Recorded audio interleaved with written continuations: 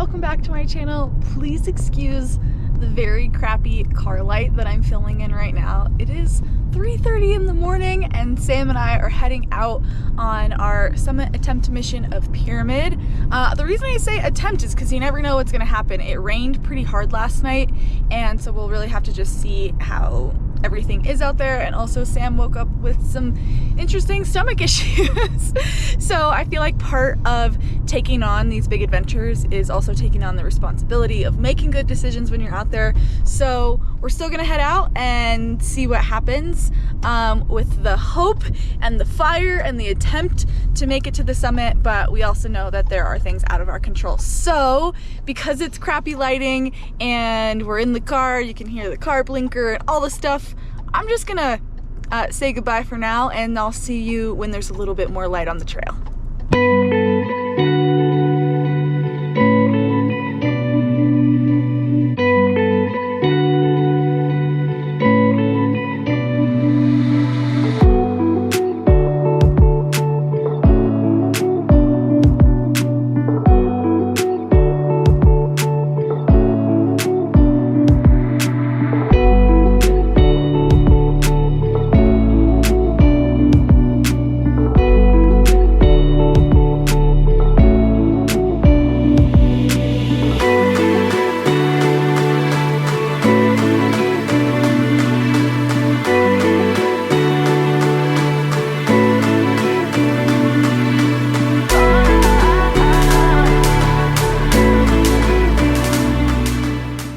So it's pretty hard to film and hike this section at the same time, but basically we're just crossing this really big talus field in this area that's called the amphitheater, and it really is like an amphitheater, and you can see some first light up there. Oh, feeling good.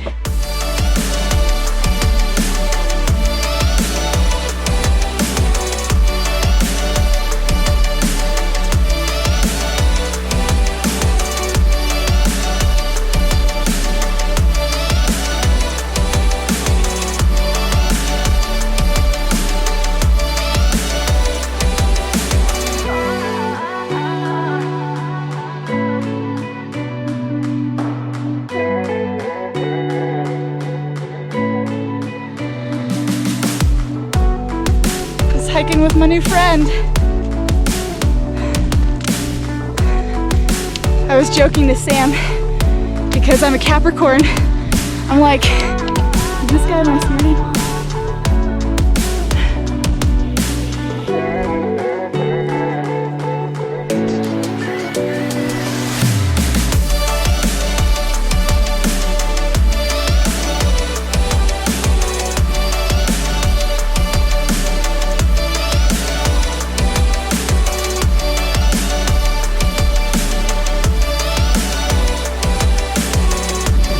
Looking pretty good.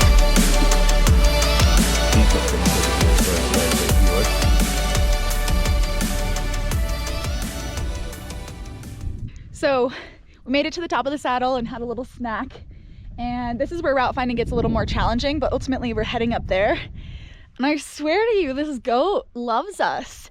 It hiked with us like the last 500 feet, and it just like keeps following us around.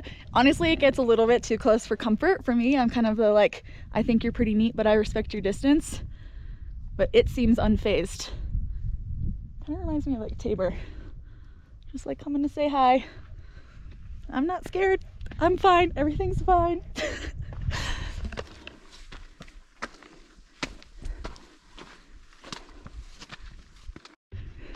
There's the goat. I swear he's been like following us. It's so funny. Oh, yep, here he comes. I don't know, it makes me a little uneasy, like people would feed them or something, because he is just really, really enjoying following us. Obviously, we're not gonna feed them. I would never do that, but he like literally waited for us when we took our break, and he's just coming along. It's so close. Can you be a little further away? Like, keep your distance, bro. It's seeming more and more at this point like this goat is gonna come all the way to the summit with us. There he is, hanging out, just following right behind us.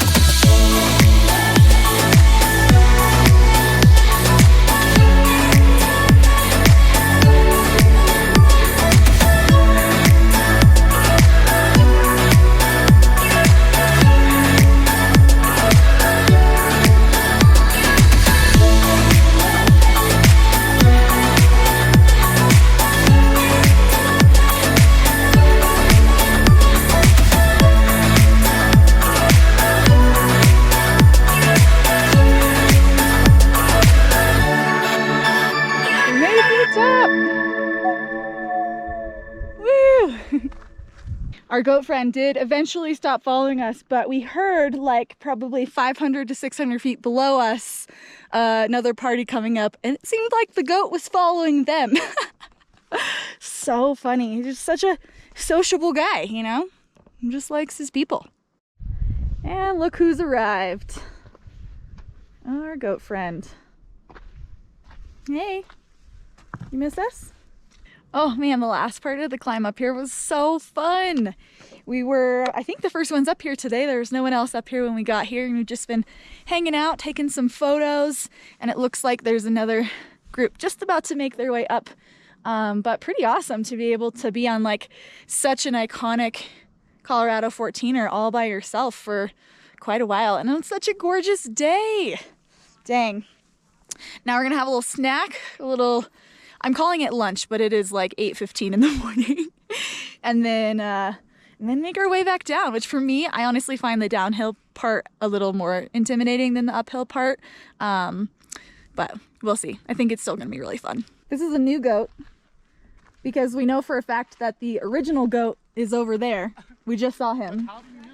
Oh, there's a goat baby! Look at a baby goat! Oh, that's why the goat, he's been looking for his baby. Sorry, that voice was probably so annoying, but it's so cute. It's probably so tiny on this screen. Oh my goodness!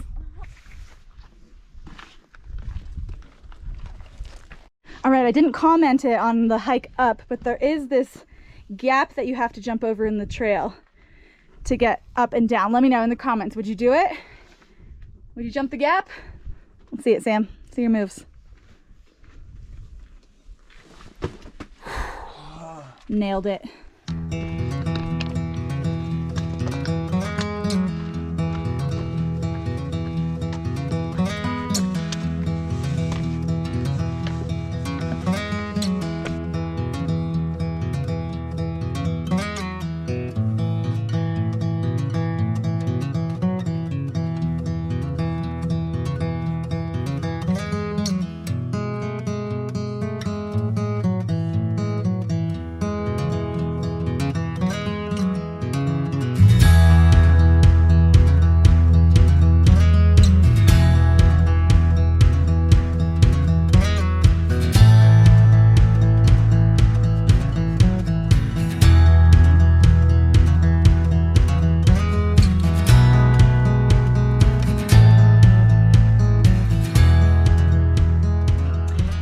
obviously I'm home now. It's actually a little more than a week later, and I just got done editing everything you just watched, and I love going back and rewatching all of my videos, like all my clips and everything from my adventures. It's like one of my favorite parts about vlogging. I feel like I get to like relive the whole experience, and it always sparks all these memories that I had forgotten about. So yeah, that was super, super fun.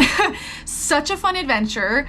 Pyramid was definitely my most technical, like, Colorado mountain that I've climbed, and it felt so breezy and fun and smooth and just really, really, really awesome. I've actually been rock climbing for over 10 years, but I haven't done a lot of like mountain climbing. You know, I'm more doing like sport climbing or even a little trad climbing, but it's more like cragging, which is a totally different experience than like, you know, doing a summit. But I'm totally catching the bug, and we have a few more summits on our, or summit missions, I'll say, on our calendar for this year. Our hope is to do all of the Elk Mountain 14ers, which is all the 14ers local to where we live, which is a really fun like intention, because there's some of the like, you know, more technical in Colorado. So there's a couple I'm really, really excited about. But with that, I did want to take a little time at the end of this video just to answer some of your questions, because there were a bunch of questions that came in on Instagram. So let's jump into a little Q&A. Okay, so the first question was about the classification system. So you may have heard like it's a class 3, it's a class 4, it's a class 5, but not understood what that actually meant. Class 3 means it's a hike. It might have really steep sections, or you might have to like go over some talus or some big loose rocks, but you should be able to do the whole hike on your own 2 feet. Class 4 means you're going to have to start to use your hands. It's going to have maybe some scrambling, where you're kind of using your hands and your feet at the same time to get up the face. And then class 5 is where you're getting into like truly technical rock climbing, and I'd say the average person would probably want some equipment for that, like, you know, harness and rope and things like that. But I will say there are plenty of people who go out and climb in class 5 terrain without that equipment, and there's a couple reasons for that. The first is that a lot of times there'll be just a very, very short section of class 5, where it's like, you know, I did a climb last summer and it was just like literally 3 moves that were class 5 and the rest was just, you know, scrambling, class 4. And so if you feel confident and comfortable making those couple of moves, then bringing a rope, bringing a harness is a lot of extra weight to lug around. However, if you're not comfortable with that and it is, you know, out of your comfort zone or out of your ability level, then, you know, by all means, bring the equipment that you need. But I just wanted to make that caveat and make that explanation, because there are plenty of people who are out there climbing in class 5 terrain without it. It really just depends on your ability and your comfort level. But I'd say the one piece of equipment that pretty much everyone brings on class 4 and class 5 terrain is a helmet, just because a helmet's not always used for if you fall. Actually, more often than not, it's to protect your head from rock fall. Okay, so speaking of gear, there were a lot of people who want to know if there was any special gear needed for Pyramid specifically, and I would say no. I was in my regular, you know, hiking getup, except for my helmet, and then I like to hike with really lightweight hiking poles, but it's very important that if you bring hiking poles that they are collapsible, because you're gonna go in and out of needing them, and sometimes you'll only need one. So for most of the like class 3 section where I'm walking on my feet, I like to use 2 poles. It's really helpful for my knees. But when it starts to get a little bit steeper and more scrambly, sometimes I like to drop down to 1 pole, especially if it's really, really steep, so I can use that 1 pole to keep my balance and then use my hand on the side of the wall. And then when you get into the actual scrambling part, I needed both of my hands. So I actually broke down both of my poles, put them in my backpack, and I don't know if you noticed, but I put the GoPro on my helmet because I needed to be completely hands-free. So yeah, any special gear for Pyramid? Not really, more so just, you know, good quality pair of shoes, a helmet, and, you know, whatever snacks and things you might need for the day, and then maybe some poles. Oh, and of course, like, you know, clothing layers. As I'm reading through these, there's actually another question about gear that I think I should include, and that is about what type of shoes to wear. I am just wearing my regular trail runners, but I am, you know, very confident in, you know, my rock climbing abilities, and scrambling is quite easy for me just because I'm used to doing more technical rock climbing than that.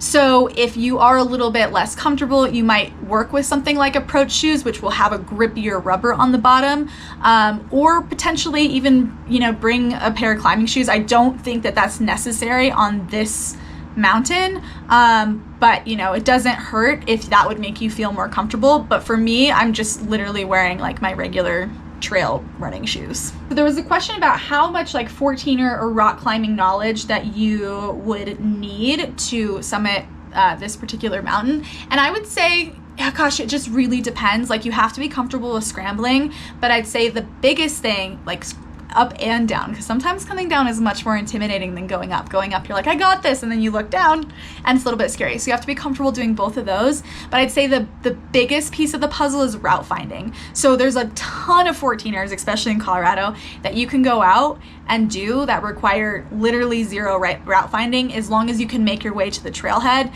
you can find your way to the top of the mountain, because it's basically just a trail the whole way there. And that's not the case for Pyramid. There are some really great cairns which help you know that you're on track, which are those big kind of rock piles, but you have to know what you're looking for, and you have to know where you're going to be. So the cairns are less about guiding you which direction you need to go, and more about reaffirming to you that you are on the right path. So that would be the biggest piece of the puzzle, is just making sure that you're really comfortable with route finding, and that does take some practice, and that does take some time in research before you go. A few of you wanted to know how long it took us. I think it took us a little less than 4 hours to get to the summit, and then coming down is much, much faster. I think we made it down in like 2 hours. So between 6 and 8 hours round trip. We did hang out at the summit for like over an hour because it was beautiful, like perfect temperature, no wind. The weather was far enough out where we didn't see any clouds coming in, but that's not always the case. Sometimes you get up there and all you have time for is to snap a couple photos, and then you literally have to get down before the weather, or sometimes it's so miserable up there. But for us, I think it ended up being like, you know, about 7.5 hours car to car, but that included our super, super lengthy time at the summit, and we had some nice like leisurely breaks as we went up too. There are a few questions about exposure on Pyramid, and I would say it's actually not too bad. There are some areas where there's like ledges, or like you saw in the video, you kind of have to jump over like a gap, but it's not super exposed there. Like if you fell, you would be very hurt, but I don't think you would be dead. I'm sorry if that's like super morbid to say, but it's just, you know, like it's not like a full cliff dropping off to nowhere. It's just maybe like 25 feet. So that is a little bit helpful for the mental game, because even though, you know, you could be making some scrambling moves, you're not dealing with like the fact that you're on the side of like a huge cliff, you know. So I do think it is a good mountain if you're starting to get, you know, more into fourth class scrambles. It's a great mountain to kind of, you know, work yourself into it, because there isn't a crazy amount of exposure. So a few of you wanted to know about how you decide on how early to leave, and it really depends on the hike itself. So you're going to want to do a little bit of research about how far it is and how much vertical gain there is, and then you have to have some personal knowledge about generally how long that might take you. You can look online and see, you know, average times and see where you fit in there, but I always use, you know, like I'm not going to use the people who are like the crazy fast people, but I also know that I'm a little bit faster than people who are taking a really, really long time, or it's like kind of somewhere in the middle. And so I will say, like, for this one, I assumed it was going to take us anywhere between, you know, 3.5 and 4.5 hours to get to the summit, and I was correct. We got up in 4 hours. And so for us, we wanted to get up as early as possible because we knew rain was supposed to come in. Our forecast called for rain to come in around 1, you know, which means it might come in a little bit earlier up there, which means we want to be up and down off the summit and back into the trees before we have any chance of weather coming our way.